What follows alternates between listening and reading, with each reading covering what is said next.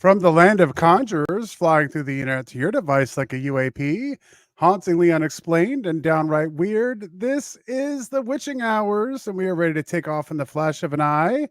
Good evening to one and all, wherever and whenever you are listening to this program. I am Johnny the Frost, and joining me, as always, is the medium Jenny Lee. Jenny, want to get weird?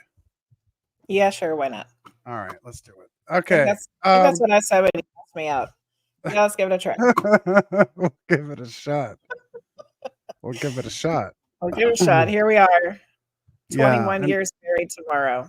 yeah, 21 years tomorrow. So off we go. And Yes, I just so guess it everyone knows, worked out. what are we doing tomorrow? We're going on a ghost walk through Richmond.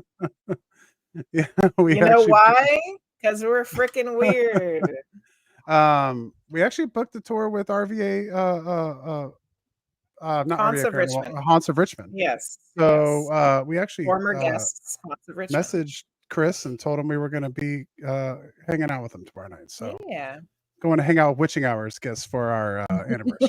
So welcome in, everyone. It's good to see everyone in here. Welcome, welcome. Happy Thursday. We've almost made it through the week for all you week workers. We're almost there to the end. We have a couple things going on. We have a great show for you tonight, and it's going to be a busy couple weeks because we are dead in the middle of spooky season, and we are steaming straight ahead to another anniversary next week. Where we will be celebrating our 3-year anniversary of the Witching Hours. Yeah, the Witching Hours. So speaking of 3 years of the Witching Hours, our guest tonight, Joe, was on episode 4. And here he is back again for episode 80. Yeah, almost 3 years later. Yeah, so. And I think every year in between there, we were like, hey, we should have Joe back on. Yeah, what are we going to talk about? Well, we'll talk about anything. Well, like we'll do it. So yeah, we're excited to be able to do that tonight. We got a lot of really cool things coming up. The show tonight, we got our 3-year anniversary next weekend and the Halloween special. So yes, it is live 9:00 tomorrow. We'll be coming an hour later than normal because we're going to go tomorrow, do next week, next Thursday. Week. Yes, we'll be Halloween. An hour. We'll be an hour later on Halloween. We'll jump on at 9:00. Fresh off the streets from trick-or-treating to come on with another one of our real good friends, Irene and Danica. So they're going to join us next week, and we're going to talk about more spooky stuff. So a lot of good stuff lined up for you. We're going to have some special things, some surprises. We're going to have a giveaway.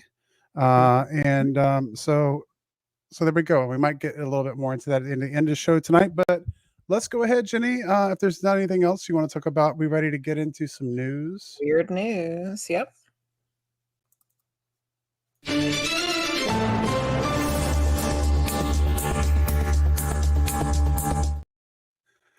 All right, so we got to start off with something not so fun tonight. North Koreans now in the Ukraine combat zone. Which is an update from what I had originally posted on here. Military units from North Korea have left their Russian training grounds and entered the zone of combat between Russia and Ukraine forces for the first time.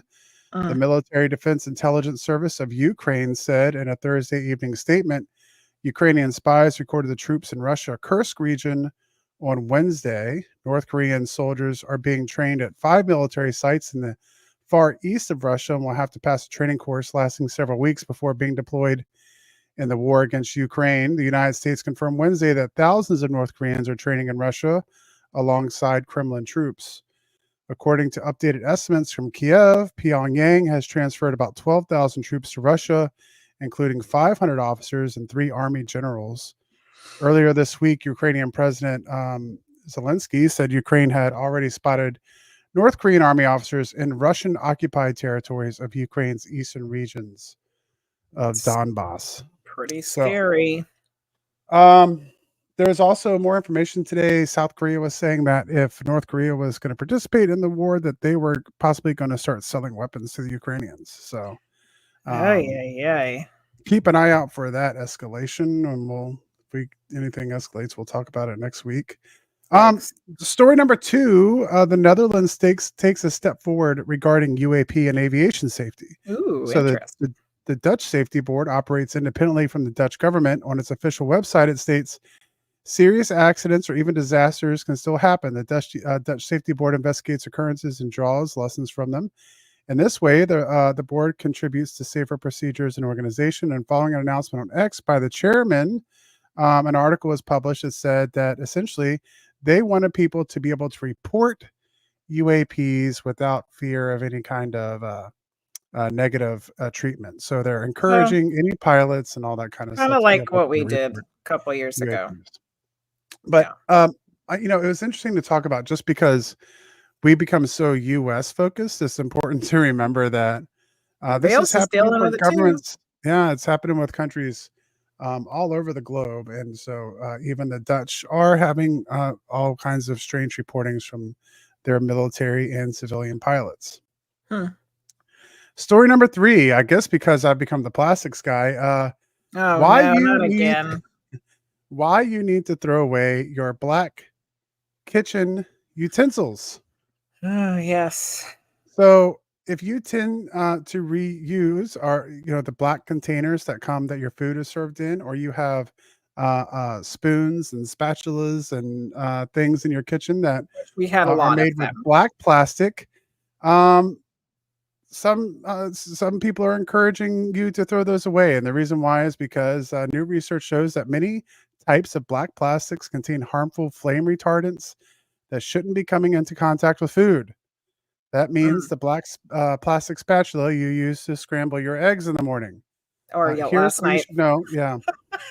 Like literally. So, yeah. A study. Allison, just in time for the damn plastic story.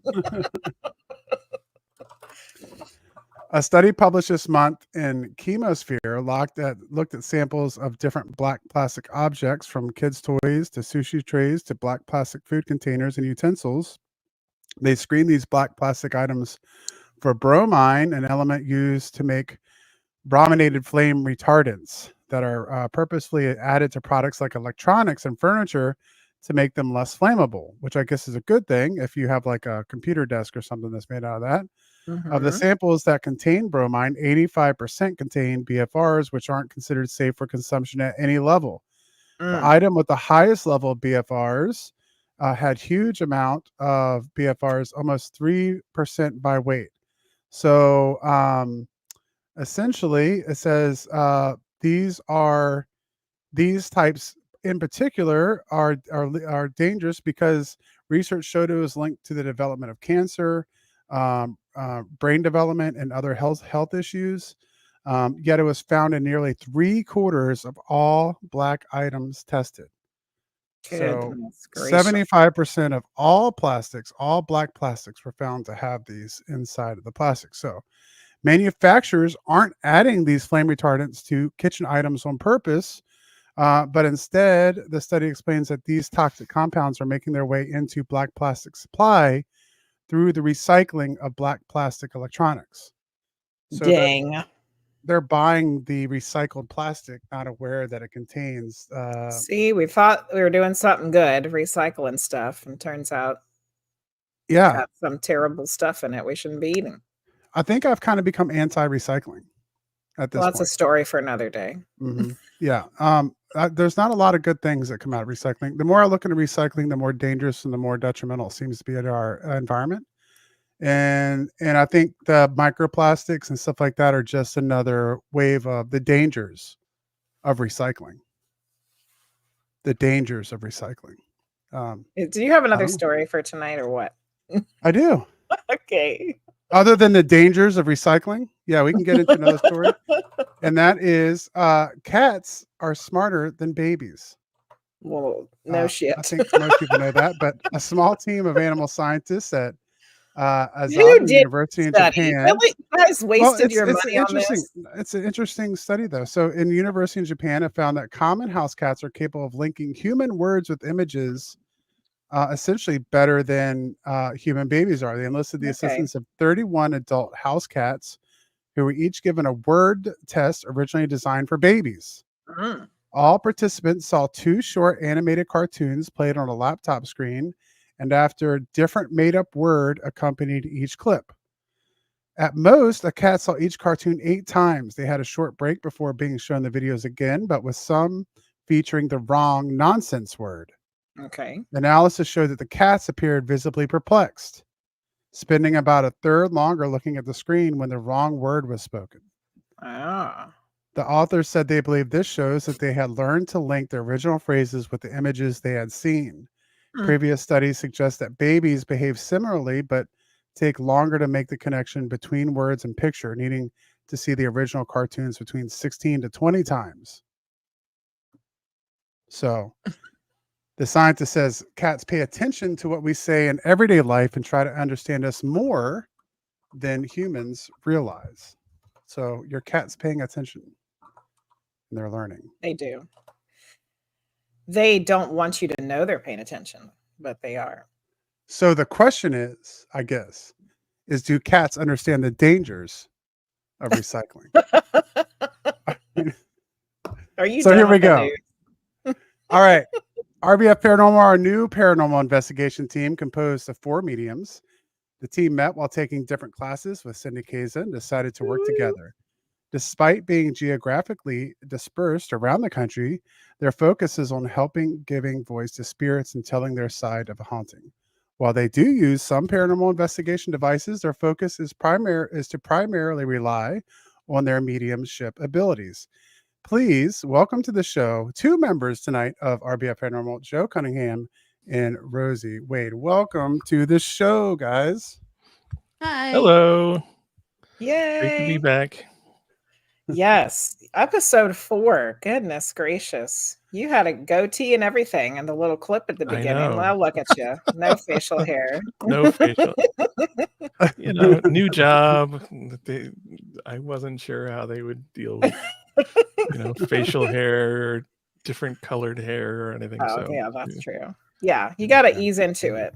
Then show up with pink hair one day. And yeah, right. Exactly. I'll show up with half my head shaved and purple hair. Yeah, I get it. I usually trim the beard back a little bit when I'm new, and then I just let it grow from there. And they get, they can't tell that it's grown long until it's already been a year. Right. Yeah. Yeah, not me. I go in there all purple and blue, and I'm like, you like me or you don't. Yeah. That's the way we should be. That's the way we should be. We shouldn't have to worry about it. But we do, understandably. So, paranormal mixed with the mediumship. In your bio, it was talking about how during investigations you do sometimes use equipment. But as I know too, because I'm one of Cindy Kaza's students also, she has taught us that since we're mediums, we are the instruments. So is that what you guys are relying on when you're doing investigations? I do, but it is nice to have something to verify or validate what you're going through. Except for I really only have a spirit box and and dowsing rods. So otherwise, it's just me. How do you feel about dowsing rods? Me and Priestess Wonderland were trying them out last weekend or something, and that was like, I've never used them before. So what do you feel is your accuracy with the dowsing rods? I'm still learning. Yeah. I haven't really, like the past couple of hunts I've been on, I forget I have them. And I forget to use them. So. Right. So you're still using them too. I mean, you're still learning on them too. Yeah. It's not something I've ever really tried. Have you tried them before, Joe?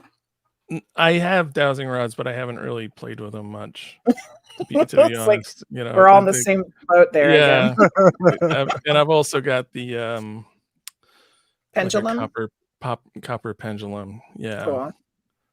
But like on the investigations I've been on, I have a couple of different digital recorders that I'll use, which I actually the clips that I shared with Frosty are one's from one recorder, one's from a different one. Cool. And then also have like one of those IR cameras for kind of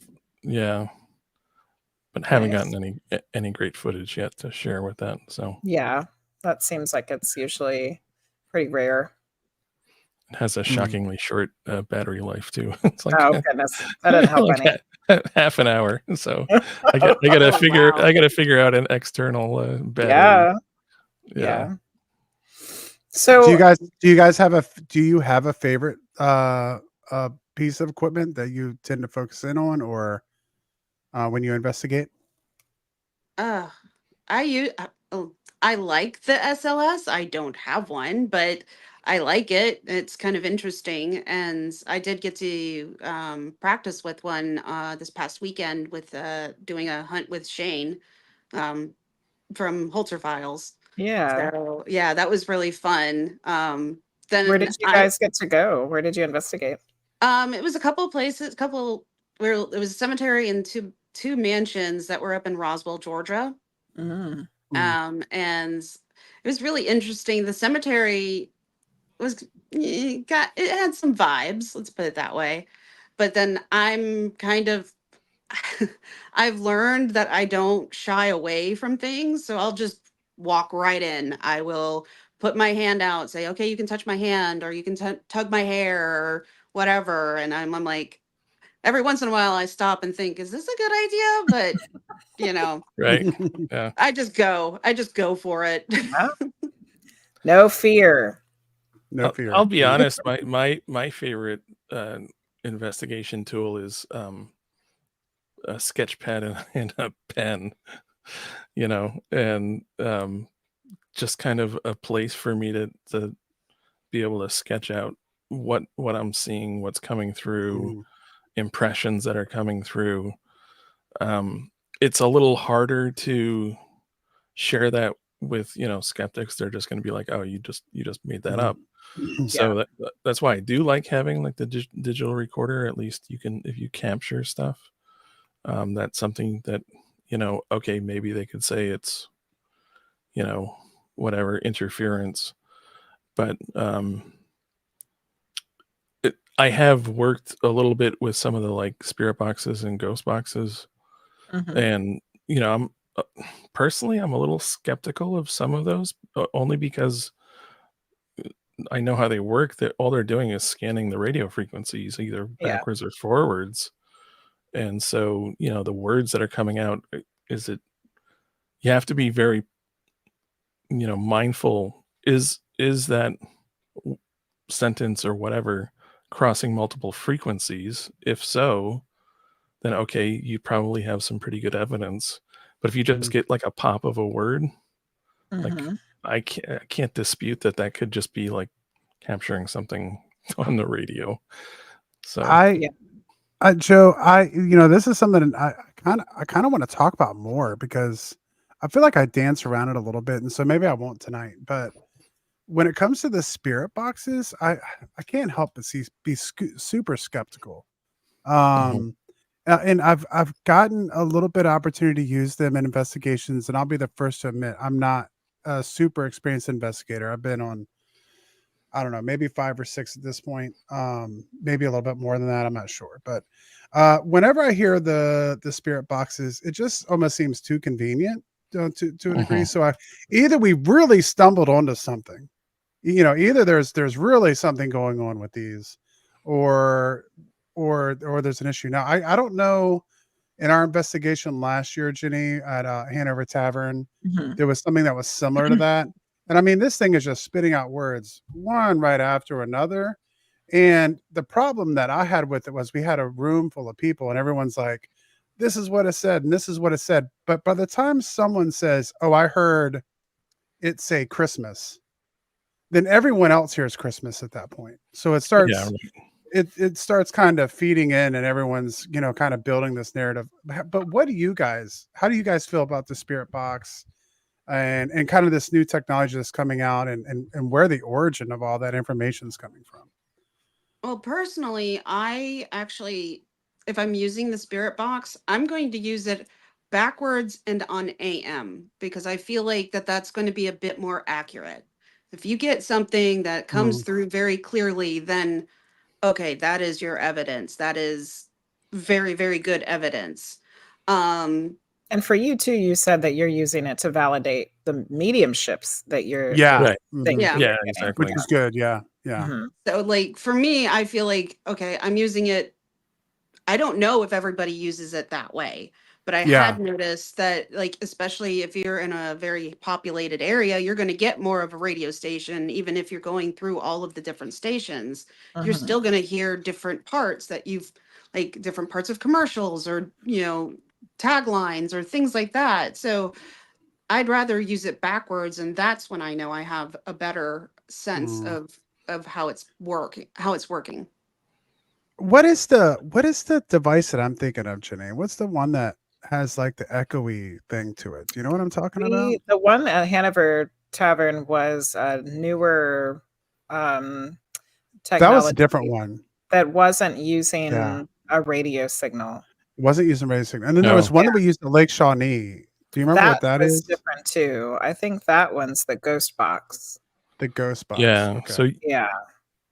like a ghost box. I actually was putting together one for us. You'd probably be interested in this. So basically all it uses is like a little mini battery powered guitar amp, and then 2 pedals. It has a noise gate pedal and then a reverb pedal.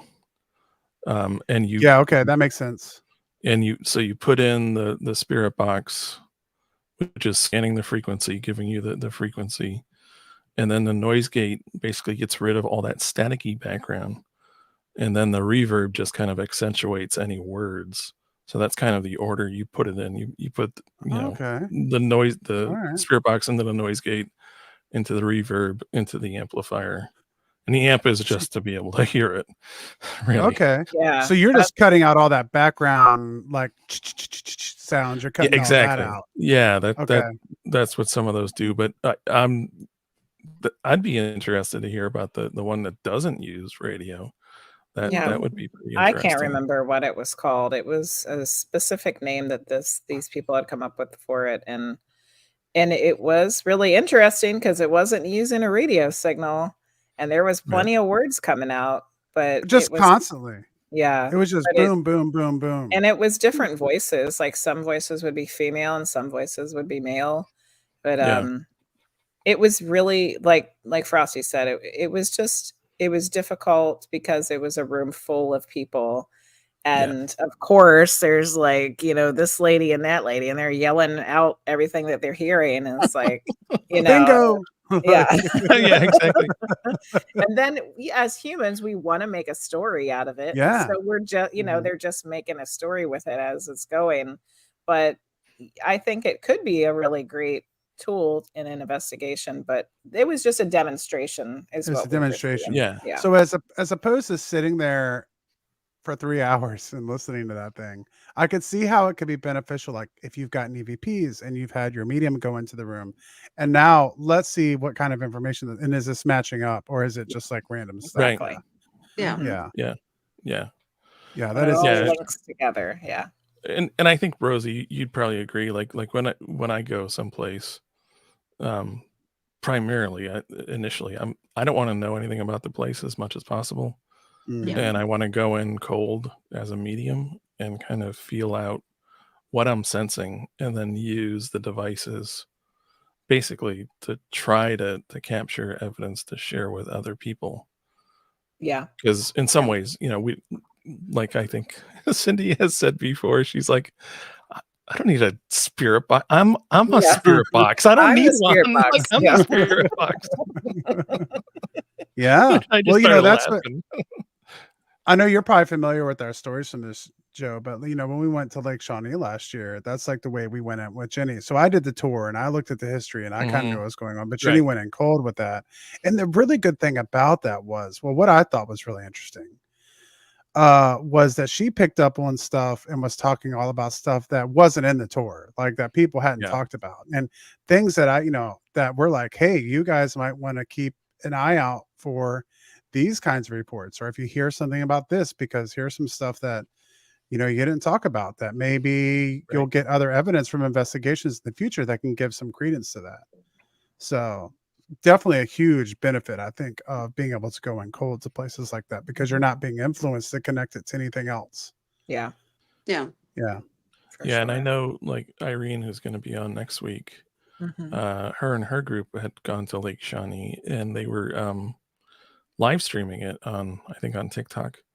And She was supposed to be there when we were there, but she had Oh, something else okay. to do. So then she ended up going at a different time. Yeah.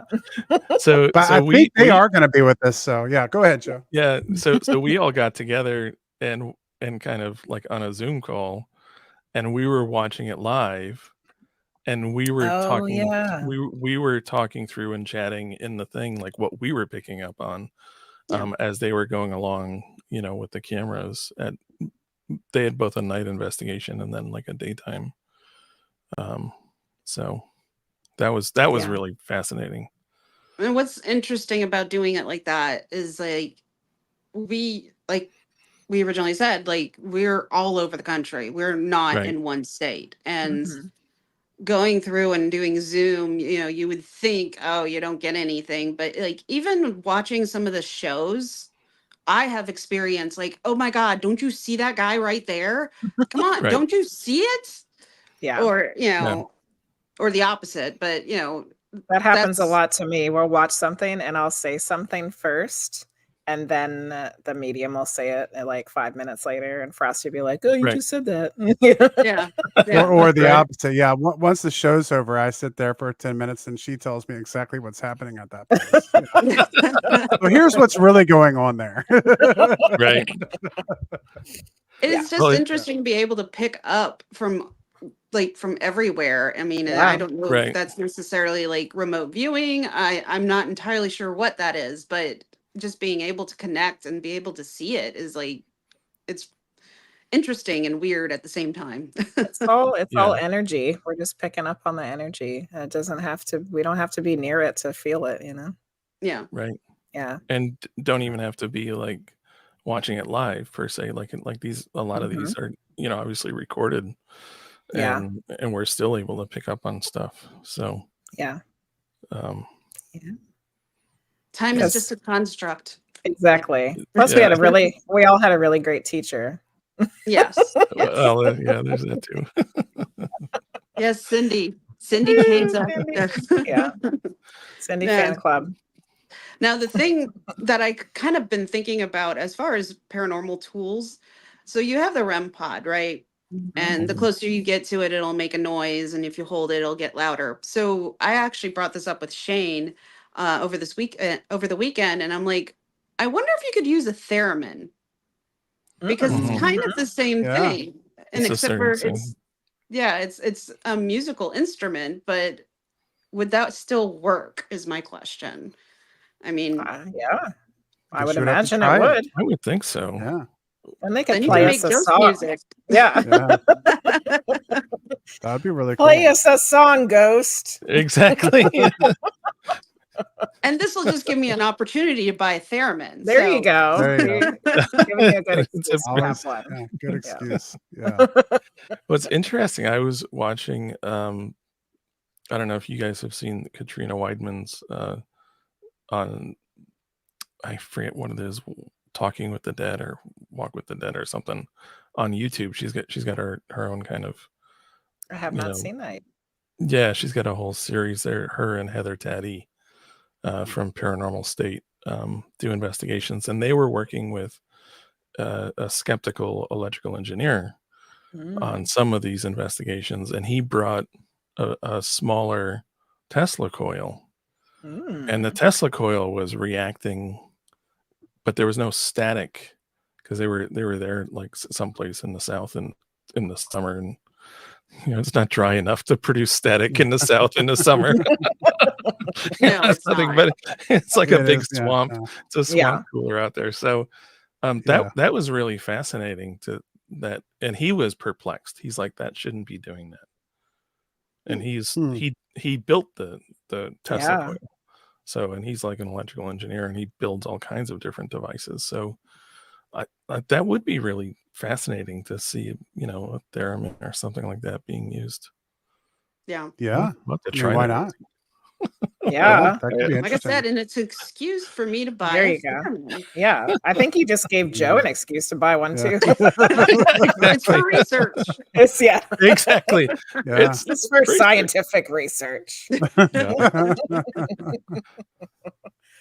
So well, go real quick. ahead. So as you guys were putting together this paranormal team, I have a couple questions for you. One is, Mhm. did you specifically design it with the idea of having only mediums? And the other question is, what is the story behind the creation of the name RBF Paranormal? Sure. So I can probably go You with can do those. that So one. I mean, as Jenny has joined our group a few times, I have a group on Facebook that does. I used to be there back in the day. I And know then you. Yeah, you now used to I'm be never pretty there. consistent there.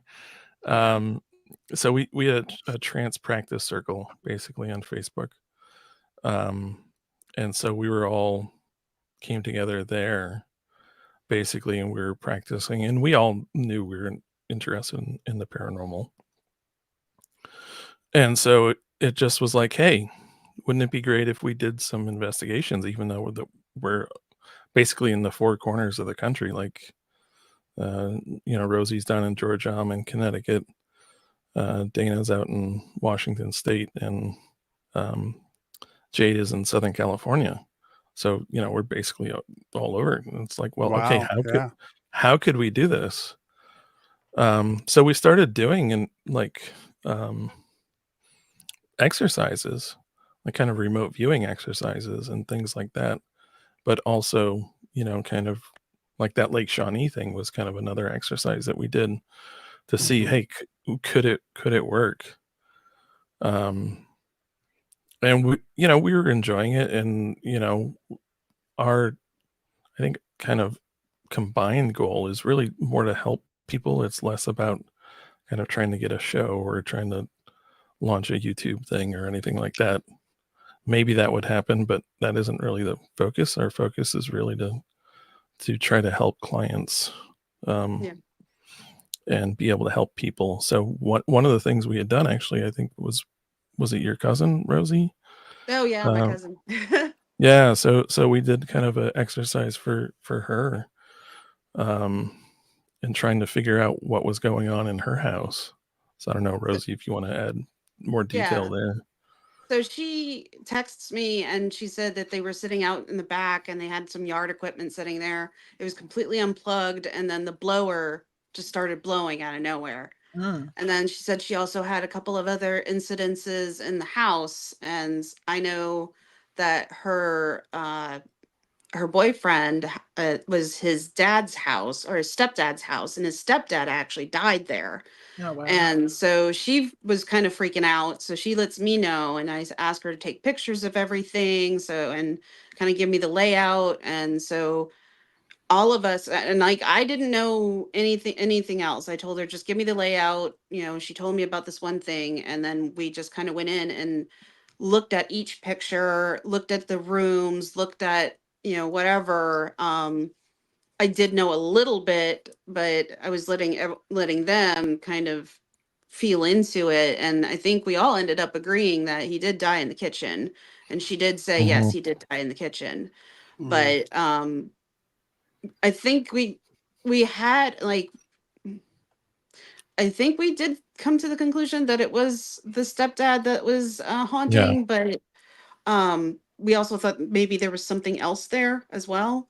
So, and talking to my cousin, I don't want to scare her or anything. And it just was like, got to tell her, like, he's just there. He's not mad. He's not angry. He's just there. And he's probably just protecting the house and, that sort of thing. Cause like, it is kind of freaky. If you're not around the paranormal or not used to talking about paranormal, you say, oh yeah, that's just your uncle, or that's just your whatever right there. And he's just hanging out. And they're like, what? I don't know.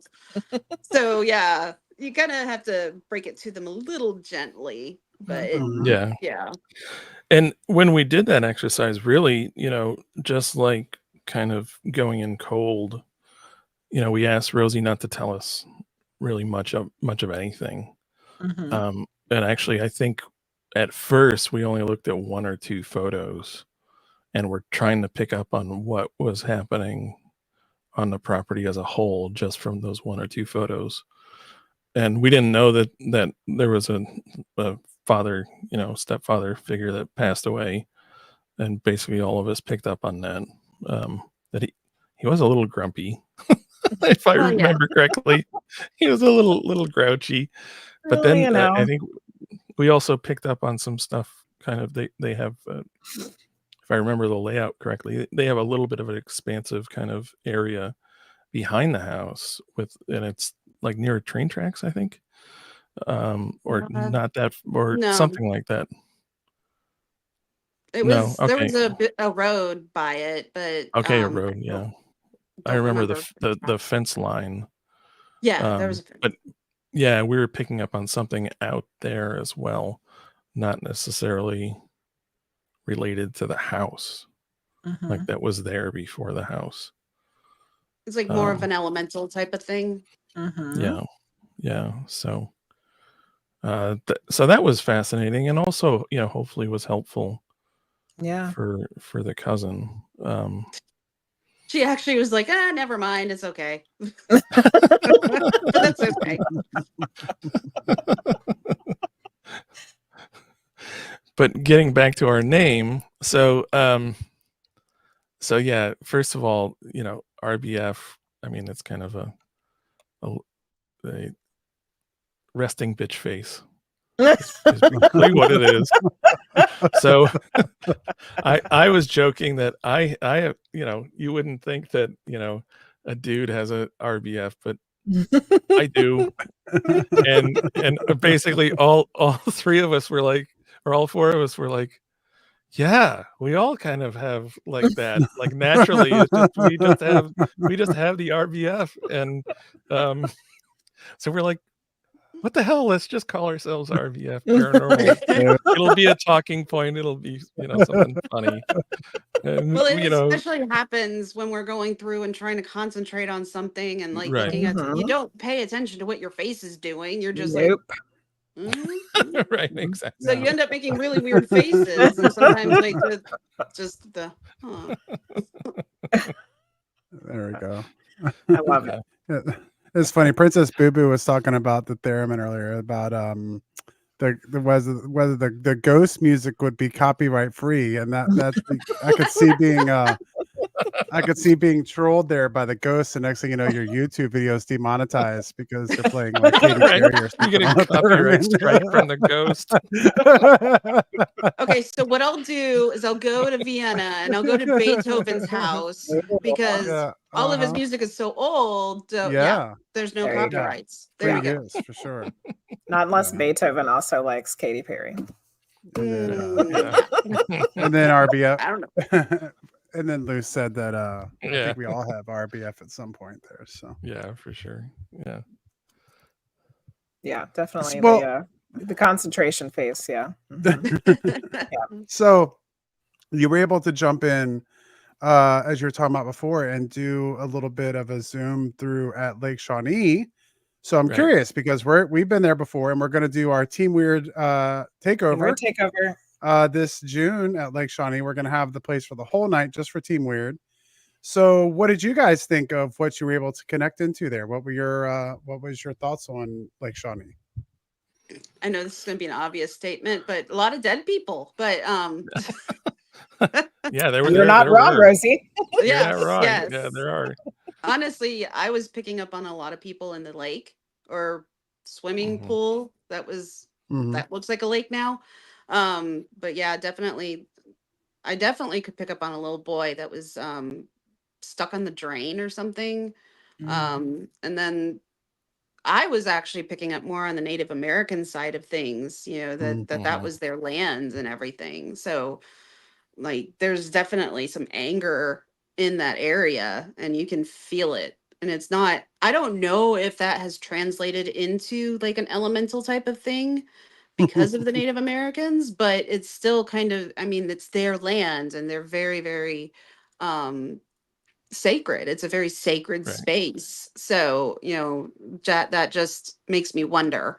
if that's what is really taking place there, as opposed to just the anger from the Native Americans. What about you, Joe? What did you pick up on? I tend to pick up well, so in this case I picked up on two kind of strong elemental forces. One was in the lake, and then if you're looking at the lake, behind you and kind of to the left, there's kind of a ridge, a forested ridge. There's something over there too. And what was funny was Dana and Jade, who both aren't here now, they were like, "Oh, I'm being pulled towards the lake," and I think Dana was like, "Oh, I'm being pulled towards the woods." I'm like, "Oh my god, that's where like the strong elementals are." They're like, yeah, let's go check it out. So I'm like the one like going, whoa, and those two were just like, they just wanted to go headlong into it. It was really funny. That's interesting. Yeah, that's what I do in person. So yeah. Yeah, exactly. Yeah, I'm just gonna be sitting in the van looking for orbs. Is that what you're saying? Well, I'm just gonna be like, "Oh, let's slow it down. Let's not get into something we can't handle." But also, like the second day, when they were doing a daylight stream, they were in one of the I think it was a school bus. And Jacqueline, who's one of the investigators that Irene works with, she was there with the with a balloon in the school bus. School bus is all completely closed. There's no source of drafting air. That balloon went from like kind of the emergency exit and rolled slowly all the way to the front. Yeah. And then she would say, "Oh, can you move that again?" And it would start rolling again. So we had that happen when we were there. And it was like it like turns over end, like someone's making it. Yeah, it was really interesting. Yeah, because we were there with her as well. Yeah. Okay. So we were sitting there that morning. It was super cold that night. Like everyone was freezing. Yeah, like it was super cold, and so everyone had gotten a very rough night's sleep, and everyone was just kind of like.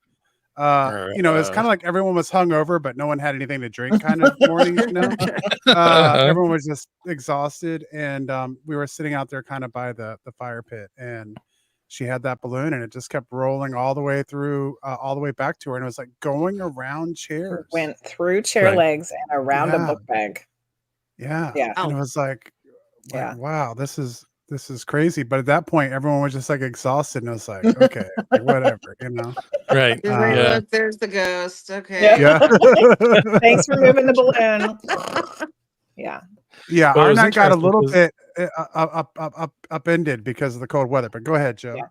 Yeah. No, the night before they had done that like out in the same spot, like near the fire pit, that kind of concrete slab picnic area. Yes. And when they were doing that, I was seeing a couple of, I would say like teenage to young 20s girls or women off to the side, like kind of almost like with a motherly kind of instinct, looking over to make sure nothing was going to happen to, assume it's a child that's playing with the balloon. But like it wasn't. We're watching the video, and Dana, who she's pretty amazing. Like she sees stuff, and I think Rosie, you see stuff too, like with your actual eyes, not just your third eye. Yep. And I was going, okay, someone else tell me that you see, the two women over there. And she's like, oh yeah, they've been there the whole time. So wow. Yeah. That's pretty incredible. So Rosie, you see things with your eyes in person and apparently also on With my video. third eye. Yeah. So I don't see visual quite as much, like actual in person, quite as much as I do with my third eye. But the most memorable time I've seen a ghost was when I was a kid and I didn't know, any of this really. Yeah. And I always like telling the story because it tells you how wonderful my dad was. But basically we were at a Waffle House having breakfast, and I look up, and the best way I can describe the way this guy looked is, in Beetlejuice, in the first one, where they're in the waiting room and the guy is smoking a cigarette and he's all burnt. That's what I saw. Damn. And that freaked me out, and my dad could see I was visibly like shaking and breathing hard, and he's like, what is it? And I told him, and he's like, it won't hurt you. Just it won't hurt you, you're okay. And like, I always think about that to this day. Anytime I see something uncomfortable, I'm like, it won't hurt you. I just hear my dad. Yeah. Plus he's also always around me. But it just, that to me made me feel so loved and so accepted. Like, usually your kid's gonna say that and they're like, oh my God, what have you been watching? Or it's are just they your crazy? imagination. Yeah. Right. But he did not see it as that. And I just, I love that. And it's hard to have those kinds of people in your life all the time. And I don't know. My dad was always my biggest cheerleader. He would tell anybody and everybody about anything I was doing. Like, and I'm an only child, so that's part of it. But at the same time, he was always so proud of everything. And the fact that, like I said, the fact that he didn't immediately say you're crazy, really was helpful. Well, no wonder you don't have any fear about going into scary places, because that was your first experience. You saw something terrifying and your dad instilled this confidence and strength in you that you were going to be protected and it was okay. Yeah. Yeah. That's awesome. Sorry. I know, I'm too. Luce said, I needed to hear that. My last remote viewing was not pleasant. Yeah, can hurt you. Yeah. They can be a little, intense. Especially when you don't expect it. Like, oh my God, I cannot tell you how many ghosts have popped their head in when I'm in the bathroom. It is really embarrassing. And you just kind of like, can you please? No, not right now. Everybody that's listening now is going to be really freaked out when they go to the bathroom next time. I've only seen visual once, but most of them are like here. But but you have to think, like, they will show up when you're most vulnerable, because that's like, just like with sleeping, you have a dream about a ghost, or you dream about loved ones or something. It's sometimes a visitation dream. So, that is the weakest point between energies, I think, that they can actually interact with us. Yeah. So, and I understand that, but in the shower and the bathroom, that's a big no. I'm sorry. Yeah. You're gonna have to go. Mine used to always be when I was trying to sleep at night, and I put the kibosh on that pretty fast. Yeah. Well, it's interesting because I know some of my medium friends, they have a lot of trouble turning it off. And like for me, it's always been off until I turn it on. So I don't have those kinds of experiences. Like I think from a young age, I kind of had built up, I don't know, defenses, shield, whatever, interference. Yeah. And it really wasn't until I started exploring this that I was able to open up and start kind of seeing stuff and feeling stuff and hearing, and very rarely smelling. But usually I just know, the claircognizance. I just know stuff. Yeah. I was thinking about that today, actually, as I was driving home, commuting home. I like, in traffic, I always know when somebody's going to pull some jackwagon move, like right in front of me or right next to me before they do it. And like, I just slow down and I'm like, this person's, you know, they're going to do something stupid. And sure enough, they do it. Well, I'll tell you what, Joe, you got about a 99% chance of that happening, though. That's true. That's a good point, Frosty. That's a good point. I was going to say, if you guys ever make any merch, there's your shirt right there. RBF Paranormal. Joe, he knows stuff.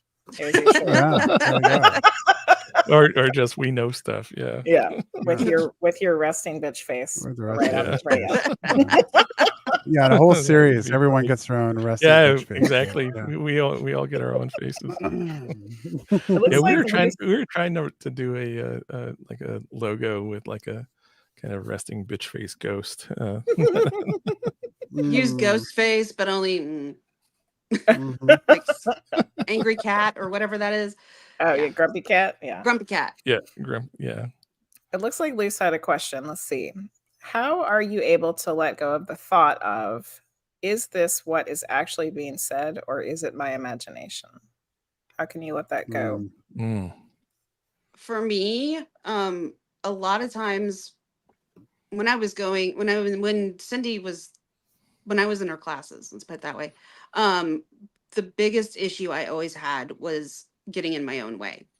And so what I tend to do, and this is why I kind of go head first without thinking into all of this, because I just let spirit go, let it talk to me, let it, and have belief that is what is being said.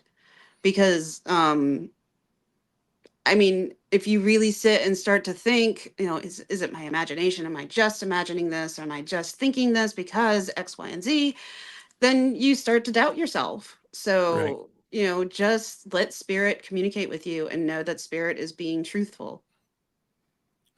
Yeah. And I think that all the different coursework that I've taken with not just Cindy, but lots of other teachers, that's one thing that I've learned too, is that usually my first inclination of what I'm getting is the most accurate. And once I start thinking about it too much, then I'm usually wrong. Or if I self-censor, then I'll be like, somebody will blah, blah, blah. They'll, this is usually more in kind of a mediumship reading, but blah, blah, blah. Oh yeah, my uncle used to have a whatever Ford F-150, and he wore like a bowler hat with a feather. And I was like, holy crap, I was seeing a bowler hat with a feather, but I didn't say it. You know what I mean? Yep. And so it kind of doesn't count, right? Because you didn't say it before they said it. So I've learned to kind of trust myself in that way. And I think in some ways, like the trance stuff that we've been doing and practicing, because this whole group, with a few extra people, have been a part of that trance circle. Part of that, I think, those exercises that we do with trance are very much, letting go and just whatever's come to you and not question it. Yeah. And I think that's been really helpful too.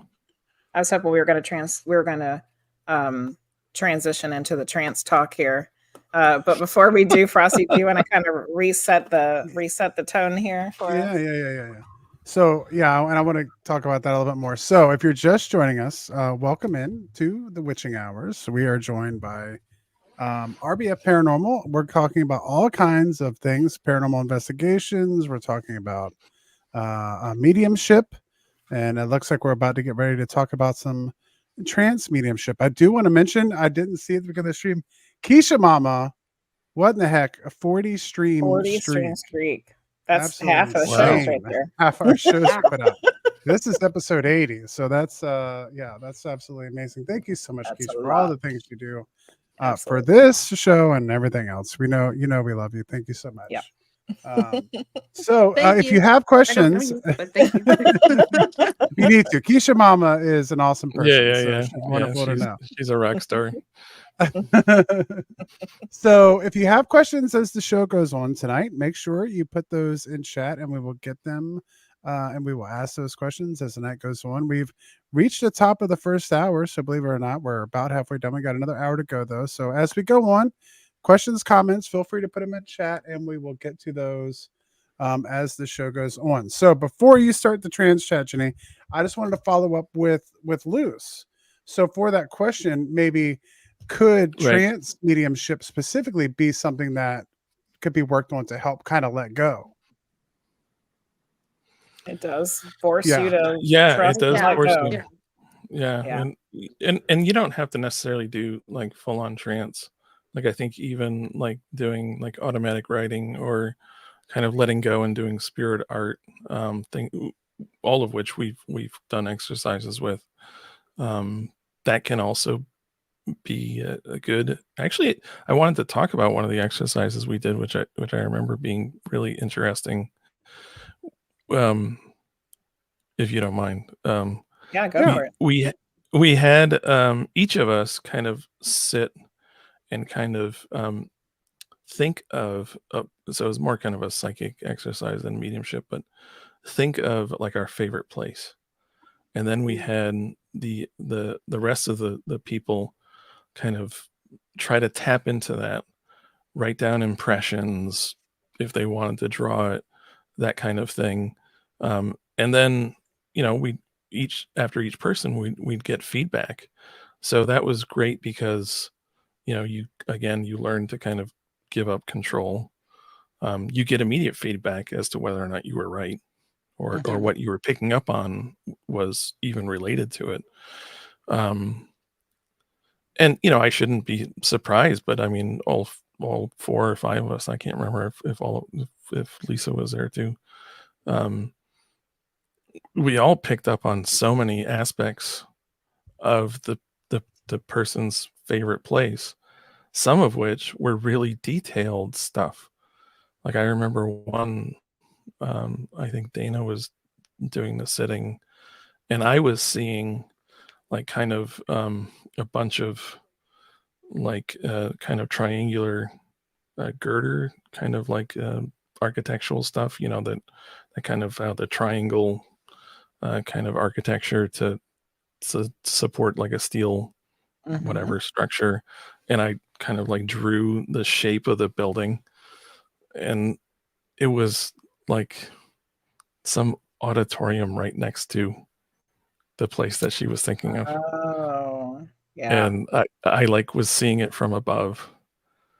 And then I think Jade had brought us to like one of her casinos or something like that. Yeah. And yeah, we were all 3 of us were picking up on different stuff. I remember specifically with that one, I just like loud. It was loud. Yeah. And dinging. And like that's part of like the mediumship. Like that's not mediumship, but that's kind of part of with the psychic and everything is that everybody has a different way of telling what is going on or moving into it. It really is like sometimes a crapshoot because you don't know what you're going to feel or hear or smell or know or, any of that. Yeah, absolutely. Lisa has another question. During your experiences as a medium, what different entities have you come across and which was your favorite entity? Okay, so are you okay if I go, Joe? I'm sorry. Go, Rosie, go. So what I do, I've been doing regular readings on the weekends in a local store here that they sell metaphysical stuff and rocks and things like that. But I've been running into a lot of grandmas, and like some of my most favorite grandmas are the ones that are really I say the word spicy. Because they will tell you what the hell they're thinking and they don't care who is in front of them or anything, they will like, no, you need to do this. You need to stop doing that and work for yourself. Okay, you're proud of yourself. I even had one the other day that actually turned to me and said, and you need to listen to what I'm telling her because it goes to you too. So yeah, those are some of my favorites. That was the grandmas. perfect answer for Luce's question, because Luce has the spicy grandma. Like, she's one of the first people that ever came through for my readings. And yeah, it's Grandma Lucy. She's infamous on Twitch. Everybody knows who she is. She is the spiciest of spicy grandmas. So that was perfect. Yeah, that's awesome. I've had not too many spicy grandmas seem to come through for me. So usually I get like the grumpy grandpas, but there you go. Gotta have balance, right? Yeah, you gotta have some balance. Yeah, I mean, it is interesting. I mean, not to change the subject too quickly. I'll get back to my answer, but you know, as a male medium in a class, you know, with Cindy or anyone else, I'm often the only a lot of times you were the only dude there. Yep. I think my first like 6 or 7 classes with Cindy, I was the only guy in the classes. And even when I took classes with Tony Stockwell, out of a class of 25, there was like three other men in that class. So in some ways, like, I think the male spirit sometimes will come through a little bit more with me. But I think the most, I don't know if it's my favorite entity, but it's probably the most interesting. Basically, I connected with some kind of mantid alien entity, and it was specifically talking about frequencies and sound, and how basically everything is at its essence frequency, either light frequency or sound frequency, and that's something that personally I should be focused on working with more. So that was really fascinating, kind of eye-opening, and pushed my development in kind of a different path. So it's not exactly the answer that I think Luce was looking for in terms of favorites. I think that's exactly the answer Luce was looking for, actually. Yeah. You know, that's interesting. Did you talk to any aliens? That's what Luce was asking. Yes, actually, yes.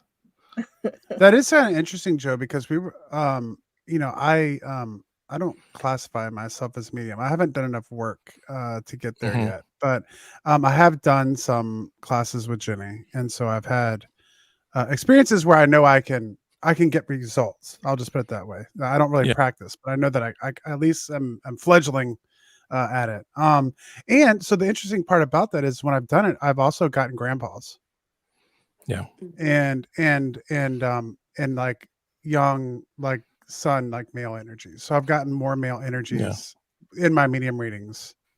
So I wonder, that's interesting that you've had that experience as well. And just my very small amount of experiences. And I've had getting yelled at by spicy grandmas. Yeah. Because I was just reminded of that the other day, because I think CMC was talking about how I had talked to one of his grandfathers. Yes. And so that was interesting. So Now I have run in. Oh, I'm sorry. Go ahead, Joe. I was just gonna say, for me, it seems like in my mediumship readings it's about 60-40. So it's not like strongly skewed male, but it is skewed male in what's come through for me. So I guess you got to figure that some spirits are going to be, just like we are, like more comfortable talking to certain people, and certain mediums are going to be easier for them to talk to, and maybe Yeah. Just that small number is, is meaningful, maybe, Yeah. No, I have experienced with doing readings. Like, I've experienced some family members they give me this, they cross their arms and look at me with a very stern face. And that usually tells me that they were very, very, very religious and do not believe in this whatsoever. And they will not talk to me. And it just, and I will tell the reader that, or not the reader, the sitter that, because I'm like, okay, was this person super religious or super against this kind of stuff? And they're like, yeah, that's so and so, so it makes sense. But that's also a piece of evidence when they're not, Right. they're not talking to you. Yeah. Yeah. Yeah. I mean, I've even had one where like there was a whole line of people and none of them wanted to talk to me. Yeah. Like, and it was like a serious look. It was like they were just they knew what was going on. They knew the answer, but they were not telling me. They just sat there and just quiet all the way down the line. And I'm like, Right. oh, okay, there's some family secrets right there. I don't think I'm allowed to know. Yeah. Right. Not going to push that envelope. Yeah. But I have also dealt with more negative entities, and I'm not going to not negative in the sense of it being demonic or anything like that. Just people who are not happy people. Let's put it that way. So, and some of the older spirits, they kind of lose track of themselves. Like they let the anger take over them, and then they themselves become something else. Yep. And I saw that in Savannah, actually, on the Riverwalk. I was just walking around there, and anybody who has ever been to Savannah knows you can't throw a rock without knowing there was a ghost story there. But the River Street is especially haunted because that's where they did all of the transfers for everything in and out. But that's also where they transferred a lot of slaves. And those buildings held slaves. And so I walked into a building, went upstairs, and I saw this guy that just turned into almost a spider and started hissing at me. And he crawled up into the corner, just like he was not having any of it. And I was like, okay, I'll back off. I get it. But there's things like that that is pretty disturbing to see. But again, you have to think this was once a person. This person had a lot of anger. That anger took over and became something else. Yeah. It also seems like, from what I've heard from multiple places, but Jenny definitely is one of them that we've talked about before, where sometimes it seems like those energies get split on the other side. So sometimes it'll just be like another piece of that person. Like it's not all of them, but it's like this one piece that kind of gets stuck. Have you found that to be the case as well? That how do you mean by one piece? So like just like part of that person, like an angry part of that person will be on the other side, but it's not like all of them. Okay. Does that make sense? Yeah. I haven't really. I don't know for sure if I've run into that. I can see how that would exist. But like personally, I have not run into something like that. Yeah. For me, I can like theoretically think about that, like think that there's kind of like a splinter of the soul kind of thing, where like the more negative part of all of us maybe gets left behind. I don't know. And maybe that's what we're picking up on with some of these more negative hauntings. But it's really hard to kind of tap into whether that, because you're tapping into like the feelings of that spirit, right? And like if there's a lot of anger and frustration and everything else there, is that what their totality was as a living being, or was that just they just left that part of themselves behind? I don't know. I don't know the answer to that. Yeah, that's interesting. Yeah, I think every interesting situation is different, I think.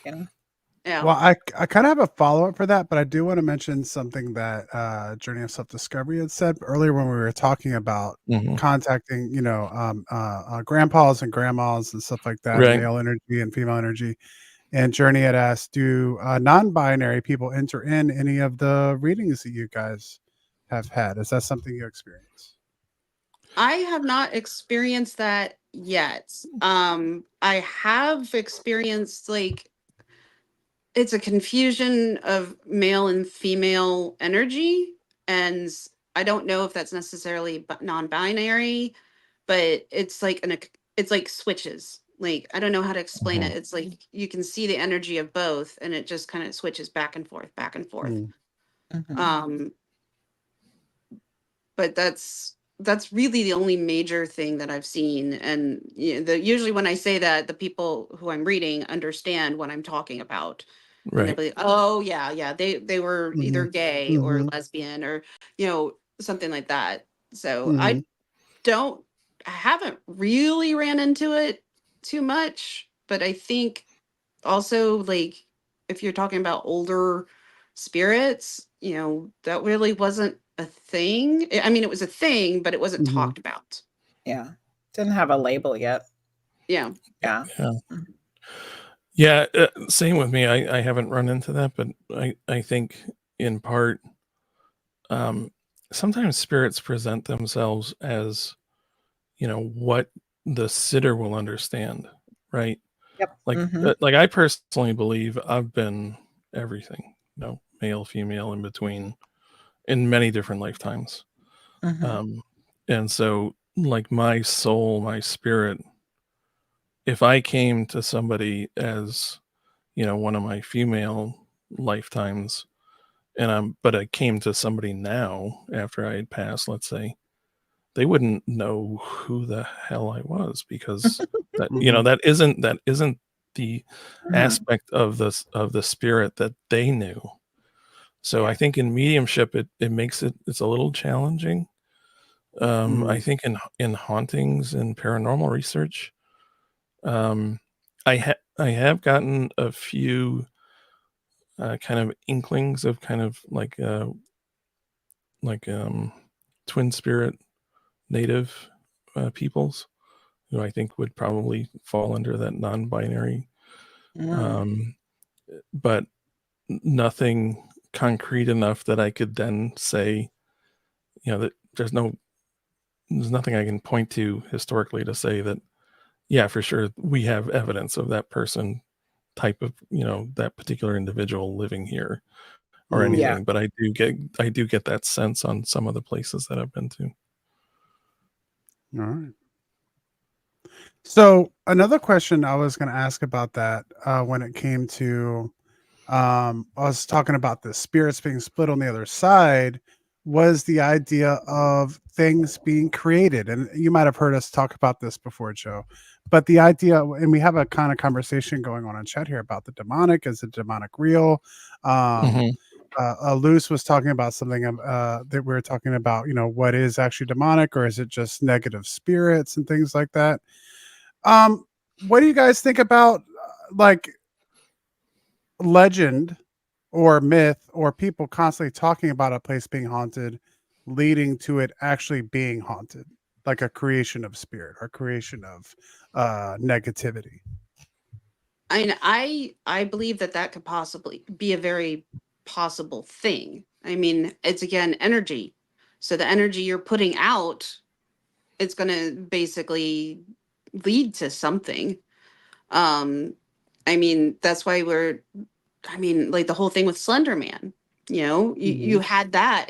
I really hadn't read anything about it, but all of a sudden people started talking about it and started making a really big deal about it and trying to find it. And it's the same thing with some of the old, the Bloody Mary stories or, those things. It's something I believe that can happen, but I think it's more of just the creation of the people are creating it as opposed to it actually being demonic. Now, with demonic spirits, I do believe that they're out there, but it does kind of depend on what you believe. I believe, in my opinion, because like when you really think of demonic, it normally kind of relates with religion. So it's a slippery slope, but honestly, a lot of like, I know I grew up Catholic, so I know that there were things talked about demons and angels and so on and so forth. So like, I do believe that people believe that they are out there. They could be out there. I mean, that's why, again, growing up Catholic, it's not that they don't believe in the supernatural. They have their own different kinds of beliefs. So when you do something like a exorcism, that's supposed to be a demon inside a person. So that's why they use, the religious people to do this. Now, I mean, we can get into like deeper, get into it deeper by saying what they believed, what they didn't believe, or they weren't Christian, or they didn't believe that. But I think as a whole, that's where it comes from. Yeah. I seem to remember one of the paranormal groups kind of accidentally did that. They were, and I can't remember which one, to be honest. I want to say. Oh, was it the Zombie Boy? Something like that. Yeah. Where they basically created a story. It was on Kindred Spirits. Yeah. They made up a whole bunch of facts about they made this up a whole person. bunch of facts. And that's when the evidence came back to match it. And they started getting evidence for it. Yeah. And it only took like one conversation. So imagine what happens when over decades, over and over again, or 100 years, and the story is always changing. And people are putting their energy and thoughts and beliefs into it. Yeah, imagine what happens then. I mean, there's the very interesting concept of that we're living in like a hologram, holographic universe kind of thing, right? And so thought, and as Rosie mentioned, is energy, but thought can also be a creative energy. So if you're thinking this into being, then that's a possibility too. And if you keep repeating the same story over and over again, maybe you do kind of give life to it. What's interesting is I think actually in one of Cindy's paranormal intensive classes, she had us do that as an exercise. So she split the class in two. Had half the class, I happened to be in the class that was supposed to create the fake story. So we brainstormed and created this whole story of this quote unquote haunting, and then we had the other people who weren't privy to it try to read for it. What was interesting was in that particular case, like none of the details that we came up with, like nobody picked up on any of that, like at all. So I don't know if we were bad creators or what, but it was pretty interesting because I was expecting like a few of the details to kind of get picked up on. Yeah. But yeah, it was basically like none. Yeah. So if nothing else, not even reading that could be you guys created, but just picking up on their enough. On them psychically. Yeah. Pick up on psychically there. Yeah. Like, I mean, the best way for me to explain it is like how people treat voodoo. Voodoo doesn't work unless you believe in it. And so that's kind of a very simplified version of what I'm trying to say. It's like, there is a belief, but there's also, again, that energy. And if you think about like with demons and everything, you've had the Bible for, thousands of years. Well, sort of, but you have that, and that's been read how many times out loud in people's homes, so on and so forth. So there's a very, very a very solid belief in these kinds of things. Yeah, absolutely. Yeah. But if you think about like the legend of, say, Sleepy Hollow, for example, just as kind of a spooky tale going into Halloween, not too far from where I live. It's funny because my sister-in-law, who's from Singapore, the first time she came to visit our house, she's like, you live in Sleepy Hollow. He said Sleepy Hollow. Because where we live is out in the woods, and it does look just like Sleepy Hollow. But that story, right? Like, how much energy have we given to that story, and how much of that kind of, and you could say the same thing about, say, Mothman or something like that. Yeah. Like, did those stories predate the creation of Mothman, or are we kind of re-energizing it, or kind of creating it? Yeah, like, who hasn't heard the story of the Headless Horseman? Like, Right. it's ingrained, which, we were talking to Sam Baltrusis. I don't know if you were able to catch us that night, Joe, but he had wrote a book. His new book is about Sleepy Hollow, and it really is amazing because you have an author who is just able to almost create a whole system of American fairy tales, like American legends and myths that have been, I don't know, it's but yeah, exactly. I mean, once you hear those stories, and even though it's created from fiction, it gets ingrained into the culture, and so it's really interesting. And Mothman is really interesting, because we're going to have a guest on to talk about that in a couple weeks as well. Tobias Whalen, he was on Unsolved Mysteries, on the new season of Unsolved Mysteries, talking about Chicago Mothman, because now it's in Chicago, and they're having sightings from air traffic control pilots coming in of O'Hare International Airport. I haven't heard this. Well, I'm gonna have to look this up. Weird news. So if you have Netflix, you can go and watch. I think it's season 4 of Unsolved Mysteries now. It's the last there's an episode on Mothman, and our guest is going to be on. He's the one who's. But yeah, air traffic control pilots, people working at the airports, people living in Chicago are seeing a gigantic winged creature that fits the description of what used to come out of West Virginia for the Mothman. And it's really interesting because, some people are very skeptical about what was going on in West Virginia, but you're getting really legitimate sightings from legitimate, not that all sightings can't be legitimate, but when you get them from air traffic control and airline pilots at O'Hare International Airport, it's a certain amount of credence.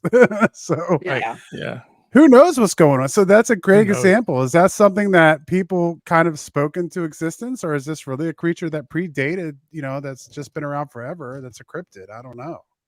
Yeah. Or I mean, another idea, right, is we're starting to meld with a different dimension, and we're starting to see stuff in a different dimension that we didn't see before. I mean, that's what they talk about with Bigfoot. Right. Yeah. They have so many all over the world. I mean, that's what gets me, is like they're all different kinds all over the world. Yep. How can they not be, yeah, exactly. Not be real? Yeah. Yeah. I mean, well, that was kind of what that news story we had earlier, about, UFOs and but in Europe, but yeah, all this stuff is being seen all over the place, where Bigfoot is on every continent, and so once again is Bigfoot, like a blending of dimensions. And then also I know Jenny in a lot of ways believes that some of the extraterrestrial things that we talk about could be extra dimensional as well. And it just so happens that Bigfoot is often seen with UFO sightings and things like that. So yeah. Well, and I think you had the guy, the Quantum Bigfoot, I forget his name now. Yeah. Ron Moorhead. Ron Moorhead, yeah. You guys had him on, I don't know, a couple of months ago. Same kind of, he was coming at it from the same angle, right? That it's a quantum dimensional creature. Yeah. So what we've thought as humans, as some maybe lost ape brethren of human beings, is actually some higher spiritual entity. Could be. Could be. Who knows? Who knows? They just Nobody entered knows. Earth. I have heard they stink really bad, though. I heard you can smell them from a mile away. So. Well, I mean, you have that much hair. What it's gonna all get in there. It's not like you have shampoo. I'll be the first to admit, when you have a lot of hair, you can get stuff in it pretty easily. I was hoping when we went to a different dimension that we didn't have to deal with stink anymore. Yeah, exactly. Yeah. Maybe that's Apparently why. that's not the case. Sounds like we're just gonna Well, stink. maybe they don't smell. Like they don't have a maybe they don't have a sense Maybe of they don't smell. have a sense of smell. Yeah. Yeah, so I They can't smell how And bad they smell. and that's how they get around that, right?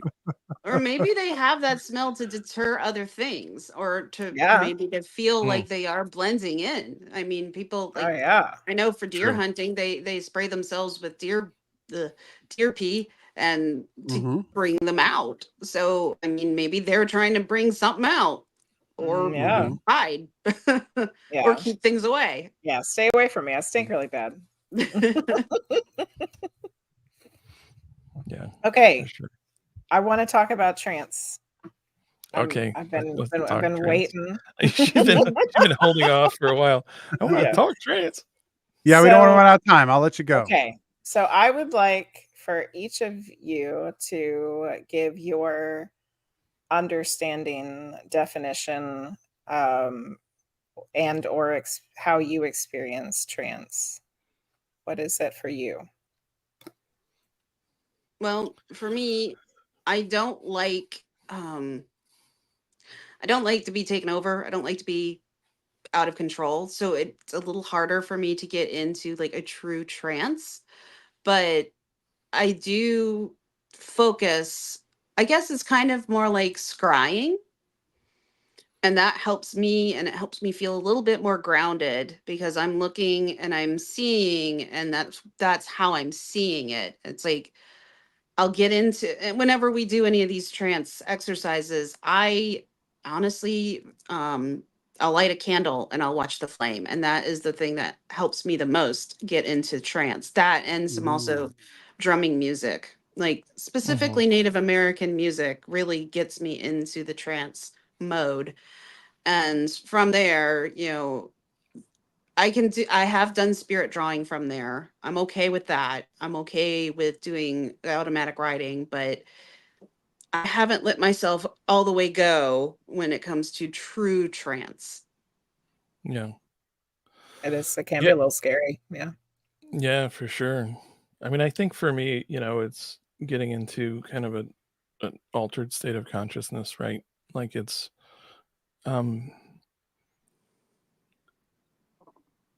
to me it feels like almost dreaming, but I'm not dreaming. And I haven't gotten so deep where I'm not aware of what I'm either saying or doing or writing or whatever. But there are times where not that aware of the specifics, and like we'll do an example or an exercise, and what we usually do is we'll have one person kind of go into trance, and then they can do whatever they want to do, and then the rest of the group observes and writes down kind of what they observe and what they're seeing, what they're hearing. And there have been many times where I was like, what? Really? I've had a number of times actually where the circle has said that basically my features have changed, started transfiguring. I've seen that happen on you. Yeah. And I do a lot more kind of healing channeling with trance. As you know, Jenny, in that class that we took together, part of it was the communicating. Yeah. And that, I think one of those exercises that we did was probably the deepest I got, which is when I was kind of bringing through that one woman's father. And I wasn't that particularly aware of it, but several of the people said that they saw my face change, including our teacher. Yeah. and start to take on his physical characteristics, which was kind of shocking to me. But yes, to Rosie's point, it can be a little I don't know, it's not scary so much to me as much as I don't necessarily always want to give up that much control. And that's, I want to make sure I'm a very grounded person anyway.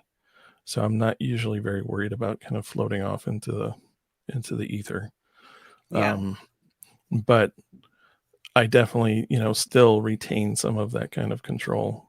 And so I think that limits me a little bit in that I can't get into that kind of super trance, deep trance where you really don't, you're pushed to you as a entity are pushed to the side and the other one channels through you.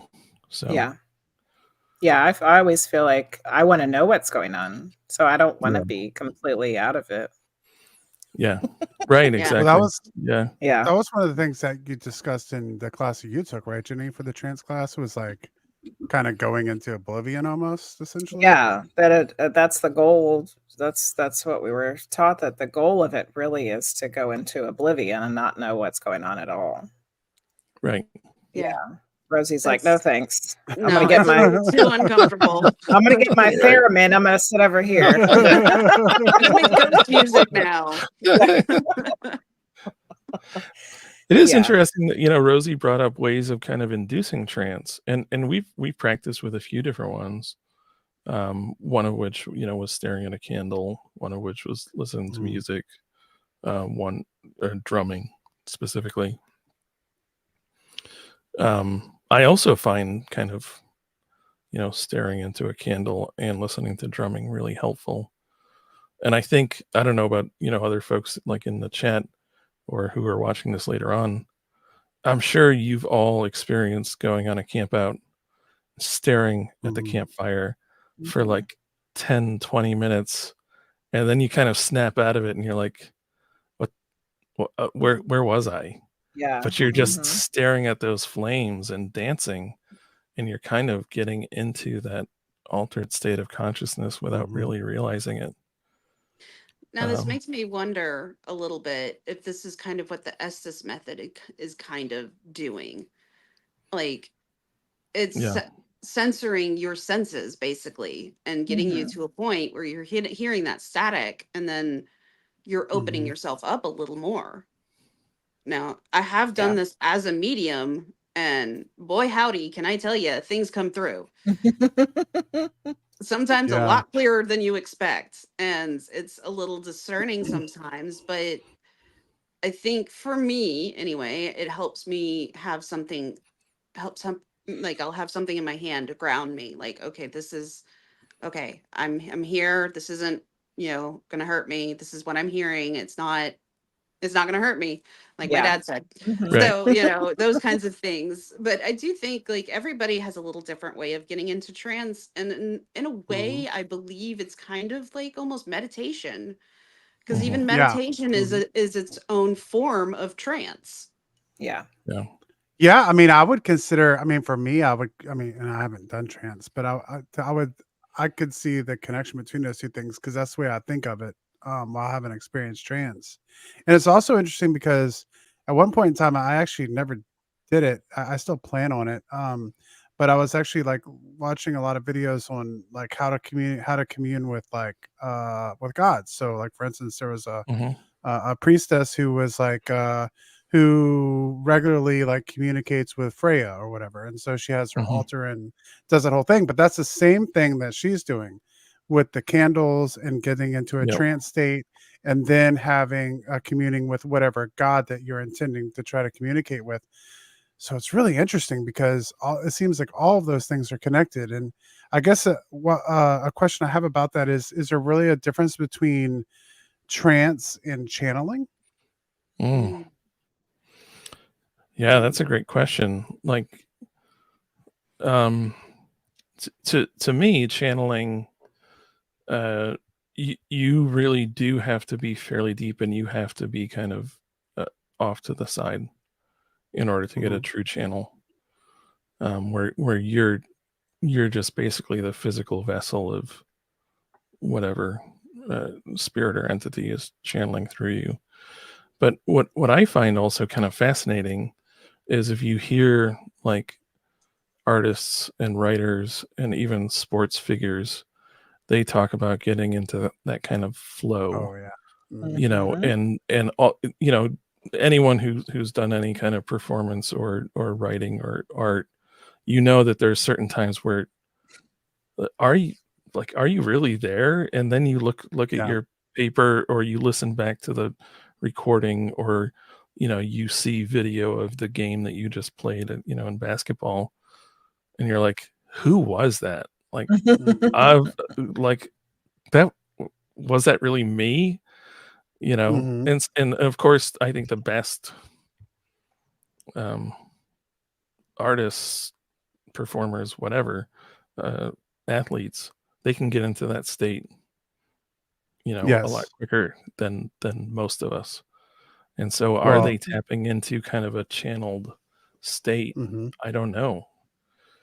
Well, exactly. I mean, I guess I could say, I mean, all I can say is I've heard a lot of musicians say that their best songs, the songs that like they thought were their best songs, were songs that just kind of happened. Like they didn't force them to happen. They were feeling a vibe and off it came. And I know in my bands and when I've written music, it's like, how did we write this? Like it doesn't feel like you wrote it. It almost feels like it was written for you.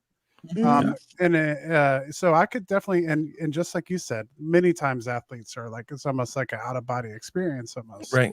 Of just like super focused and like tunnel vision, and they're off on a completely different kind of thing. And I mean, when you have to, like, could you imagine, like, especially like, you know, being, especially in a situation as a professional athlete is in, where there's, you know, 40, 50,000 people, and it's just like you're on the spot and you're center stage, and then somehow all that goes away. It would almost have to be a trance state. You know what I mean? Yeah.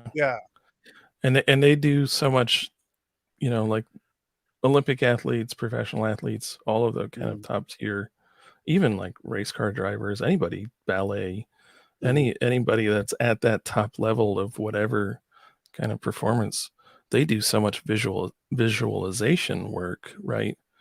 And I think, you know, for me, that's meditation. Meditation is kind of my visualization before I get into a trance. I have to have that continual practice in order to be able to get into that kind of trance state easier. Meditation and manifestation. That's actually what I was going to say, manifestation, or I should say manifesting. I talk about this a lot with my readings, because there's a lot of people who are like, you know, I want that love of my life. I want this. I want that. It's like, okay, with manifesting, it's very tricky. You basically, the easiest way I can say to do something like that is you write down all these things that you think that aren't even believable, and then put it away and try not to think about it, because then that's when it happens, when you don't think about it. And that's a really hard mindset to get into. But it happens and it works. But it's just one of those things, like, you can't keep thinking about it. You can't keep going on. And it's like, you have to not try. And that's, believe me, if I could do that all the time, oh, that would be awesome. But, you know, we're all human. It's really difficult. But there's other people who can do it a lot easier than we can. And those are the people that you see, like, they get money out of nowhere. Like, they just walk in the door and they won a prize, or, you know, there's really, really lucky people. And I think it's not necessarily luck. It's just that they don't try. They have a thing in their mind, like, okay, I thought about that, and then bam, that happens. They're not worried about how it's going to happen. They just trust that it's going to happen. That's so hard to do. Oh my god. But it's, you know, and you have to believe in yourself. and believe what your intent is. And that's what a lot, I mean, even with Wicca and any kind of spell, it's basically the same thing. You have to be in the mindsets to do it, to do your intention, and then you have to basically let it happen. Yeah. Well, I'd be interested, Jenny. You've done some trance work, you know. Yeah, just a little bit. How do you feel about channeling? Like, you know, do you have to be fully to the side, or, you know, are those partial times? Would you consider that channeling too? It's still something I'm still trying to figure it out, Joe. And that's why I wanted to ask you guys about it, because you know, it's like I've been doing it for so long now. I mean, we started it together a long time ago. Like, that's when I started too, and I've been doing it on a weekly basis. I do it all the time, but I still don't understand. I still don't really understand it at all. And just this week I've had some, I don't know, I had some next level thing happening, and I just feels like I can slip right out and something is channeling, and I know what's happening, and I can pick up on information about that energy, even though they're not sharing that information. But I'm at the point now where when I come back, I don't, like you were saying, I don't always know everything anymore. I don't have the specifics, the details, because I was kind of out. I was out a little further than I normally am, you know? So, and I think that I would be okay now going into the complete oblivion, probably not on Twitch, like, you know, maybe not on camera. In a setting where I could have somebody help me come back from it, you know. Did you hear that, Team Weird? She's holding out on you. She's gonna hold out on you. I can't do it in a room by myself with nobody to help me. I know. It's a that's a little scary. Yeah, it's a very vulnerable state. You really you're giving yourself over. It's just the trust and the getting out of your way. Yeah, absolutely. That's that was one of the things where when you were going through that class where, you know, we go on our nightly walks kind of through our neighborhood and stuff, and like lots of conversations that take place. We have our own little witching hours every night. But it's like, you know, about, you know, what's going on with that class, and, you know, like going with what's going on with the channeling that you were doing, and then like what the classes are teaching, and like with these conversations we've had a lot. So I know that. Well, and it's interesting because after that class I took a shorter class with Tony Stockwell, who he has a much longer class too, and I had taken a trance class with Lisa Williams before that class that we took, but Tony's been doing trance for like 25 years or something, and same thing. He was like, I don't know what it is. Well, Tony Stockwell doesn't know what it is, and that makes me feel better. Exactly. I don't know what the hell's happening. Well then, I shouldn't worry about trying to figure out what it is. It's just trusting it. It's like math. But you can't question it. You just do the damn formula and get it over with. Or like I'm finding with watercolor. Well, watercolor is just gonna do what it wants to do. So okay, just trust it's gonna look like something when you're finished. It's gonna it may look like absolute garbage, but maybe it won't. I like your wonky animals. I like your wonky animals. Oh yeah. No gosh. I gotta go back to I was for kind of the audience's sake. I was working on a derpy animal series, and they, you know, all these different like snowy owls and pandas, and you need a whole calendar of them. See, I'm your merch person. You need the Rusty Bitch face shirt. I was thinking of like getting an Etsy derpy calendar, derpy animal thing. I'm telling you, you have to do one of my dog Zelda. I do, yeah. There's a lot of derpy pictures I have of her. every corgi has a derpy look, true. and between them and the pugs, it's like you can't not have a derpy picture. But they're so cute. Keisha said she wants to rig up a system that can like give you a small shock to bring you back from your, from I channeling. could just use the dog's collar we just got. There I we guess. go. Well, it does. it does have an app on the phone, so we can just put the.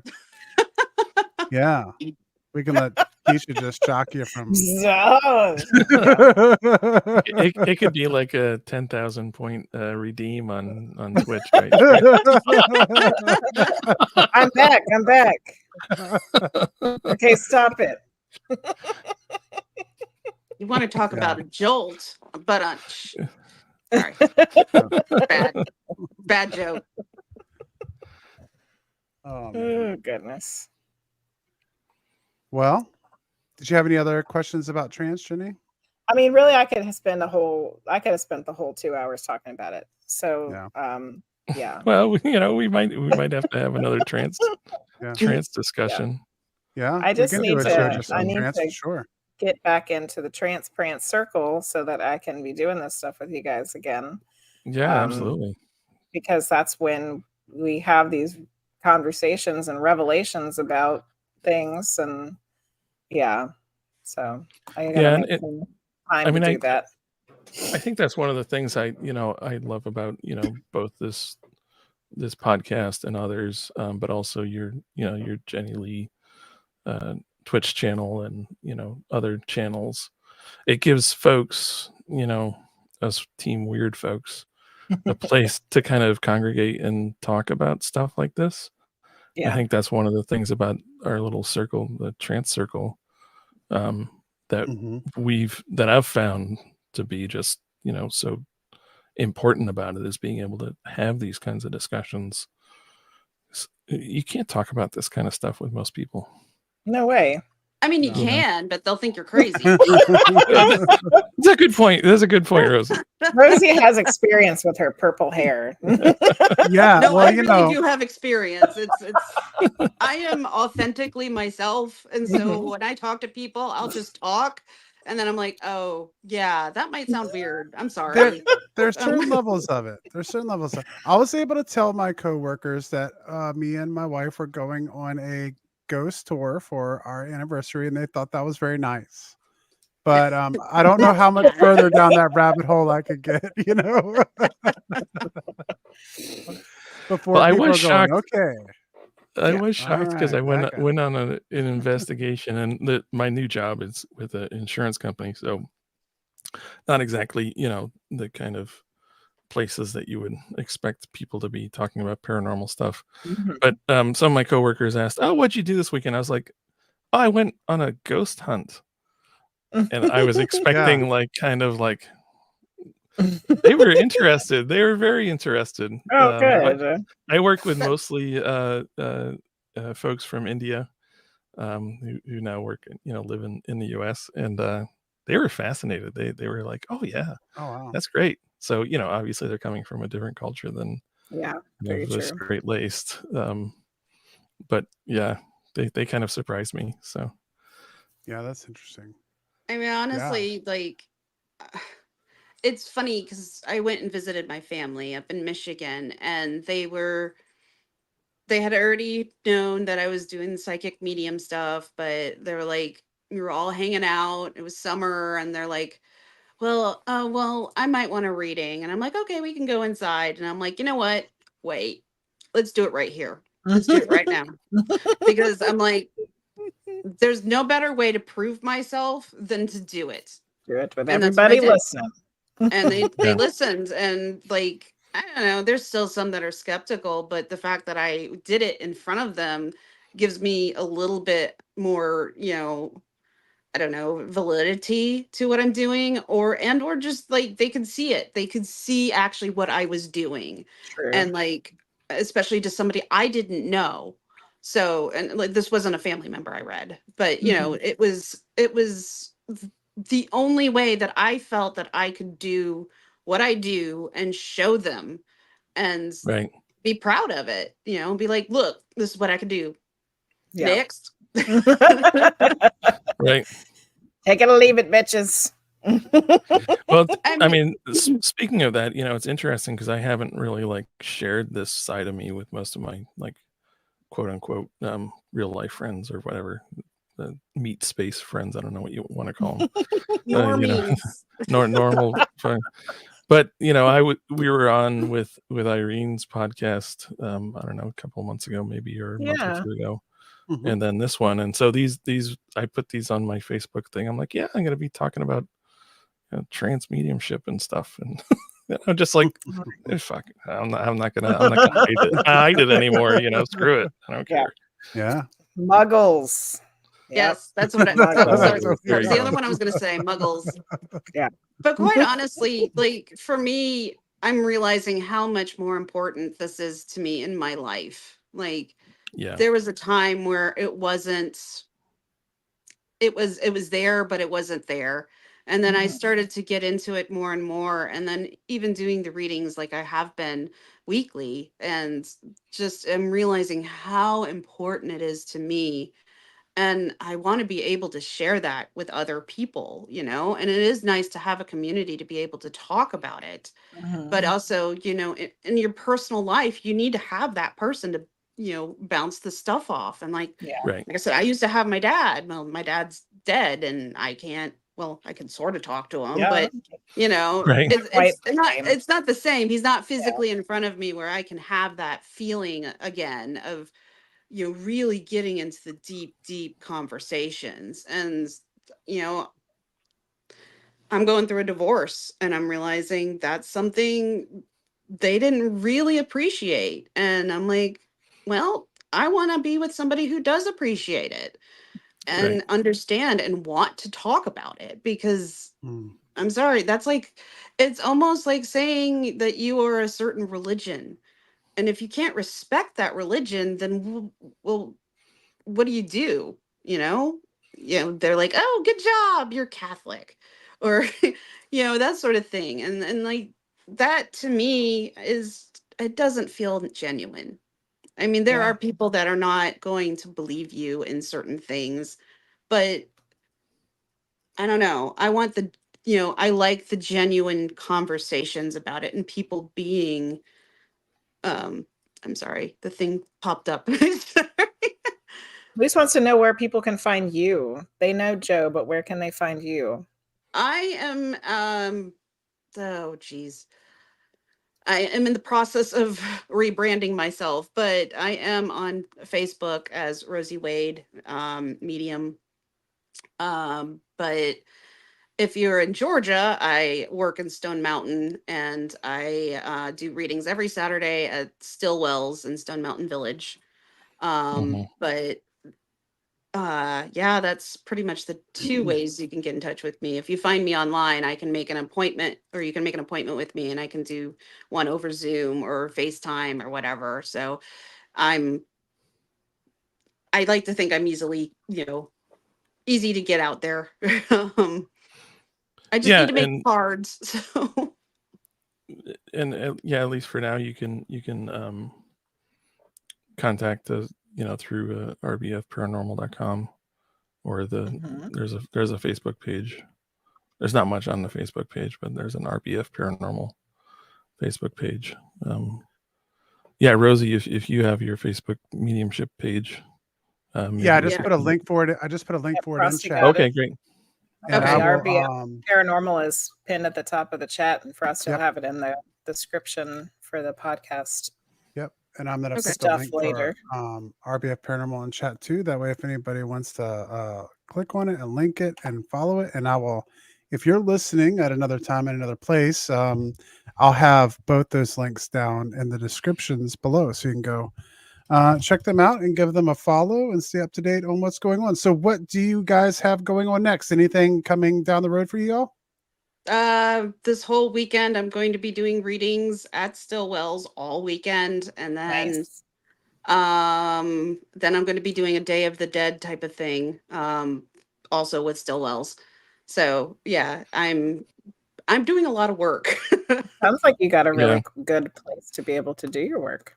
Yeah, they kind of adopted me. I love them. Good. That's awesome. For me, I've got an investigation planned in early December at a local place here. Also, I'm gonna probably start doing sound and energy healings sessions. I should probably share my one. You'll get a kick out of this, Jenny, I think. Sorry, it's gonna take me a while to lift this up. So I've got a decent sized Tibetan bowl, big one, and then I've got the Big Daddy. Ooh. And a bunch of other ones. So you listened to the advice about you needed to. I did. The frequency. Yeah, for sure. And I've got a few tuning forks. I got some of those too. And have taken a few different classes with different kinds of energy sound healing stuff in addition to the trance. So I kind of combine like a channeled trance healing with the sound. So it's not exactly in trance, but I'm using that energy into all these Tibetan bowls. Sounds really cool. Yeah, and I like Dana sat for it. Rosie, you've sat for it. I've done it for the group. Yeah, that one was weird because sitting in the group, I was able to actually hone in on Joe at one point. Like you're kind of floating, and then like, oh, what's that? Oh, okay, that's what's going. Okay. So, yeah, that's where you tapped into what was happening in my personal life that I didn't. Yeah. wasn't planning on sharing with the group. I just.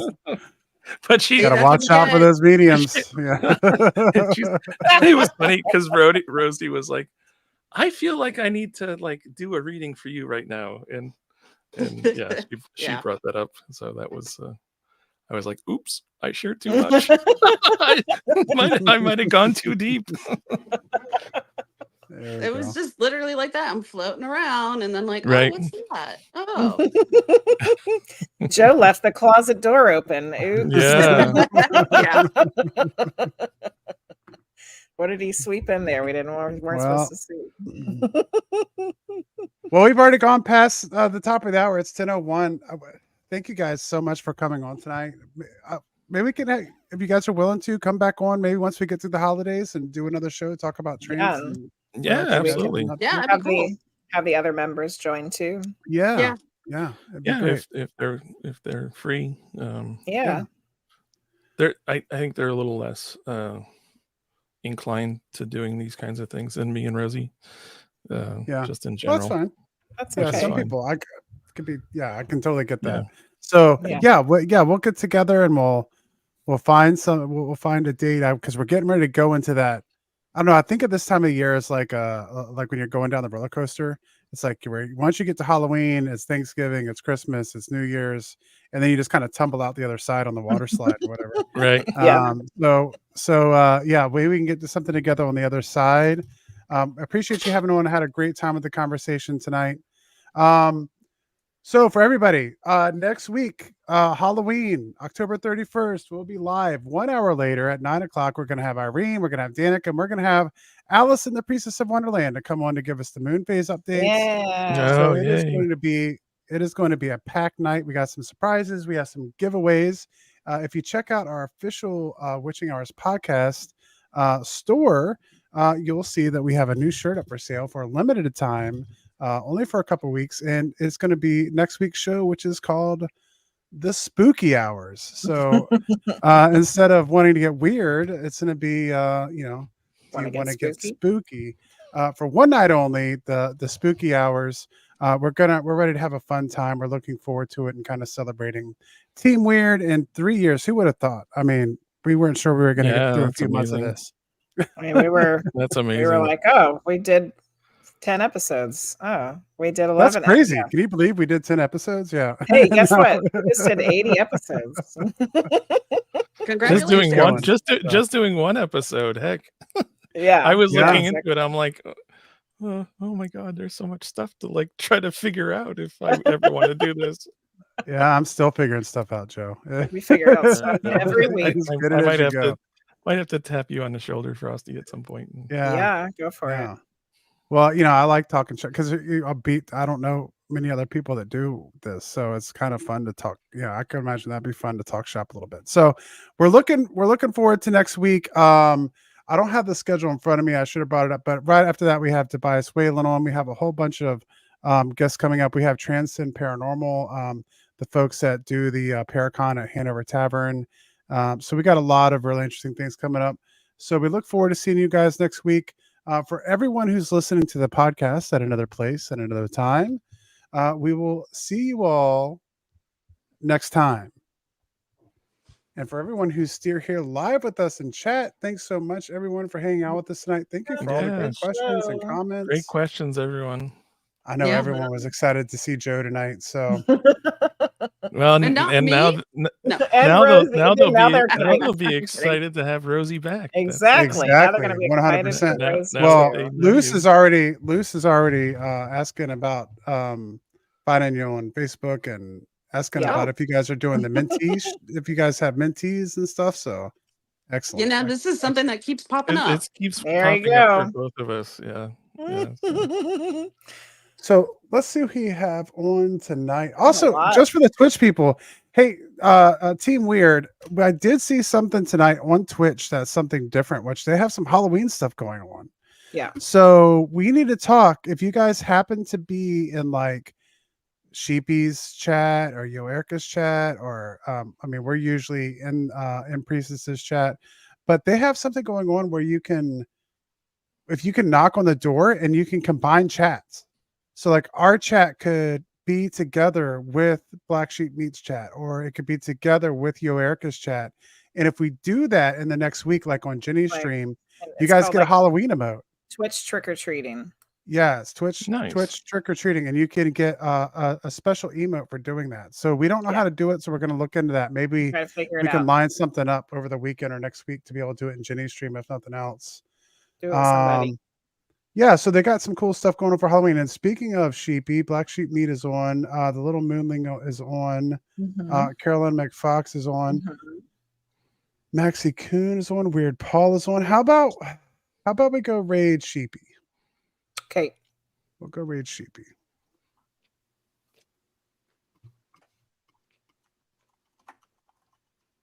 Princess Baby said, do it.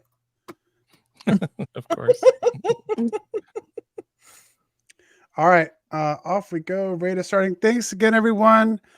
You're on tomorrow night, right, Jenny? No. It's our anniversary. We're going on a ghost walk. All right, bye everybody. We'll talk to you later. That's all right. I remembered that.